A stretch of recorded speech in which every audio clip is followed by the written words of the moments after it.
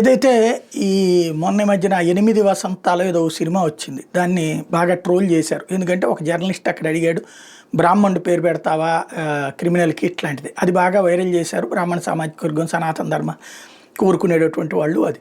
దాంతో ఓ రకంగా అది థియేటర్లలో ఆశించినంతగా జరగలేదు. అప్పుడే ఓటీటీలకు వచ్చేసింది. ఇప్పుడు చర్చ ఏంటంటే సినిమా చూస్తుంటే సినిమా బాగుంది, ప్లస్ అడుగడుగున సనాతన ధర్మమే కనబడుతుంది. స్వామి వివేకానంద సూక్తులు, ఫోటోలు, ఆడవాళ్ళని ఆదిపరాశక్తిగా చూపెట్టడం ఇవన్నీ చేసుకొచ్చినటువంటి దర్శకుడు ఫణీంద్రనాథ్ శెట్టి సోషల్ మీడియా ఒక జర్నలిస్ట్ ఆవేశంతో అడిగిన ప్రశ్నకు ఆధారం చేసుకుని ఎక్సలెంట్ మూవీని కాస్త సినీ ప్రేమికుల దగ్గర వరకు రానికుండా కూని చేసేశారు.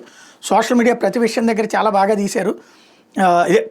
సోషల్ మీడియాలో చేశారు, కూని చేశారు. ప్రతి విషయం దగ్గర చాలా బాగా తీశారు. ఎక్కడా ధర్మానికి కించపరచలేదు.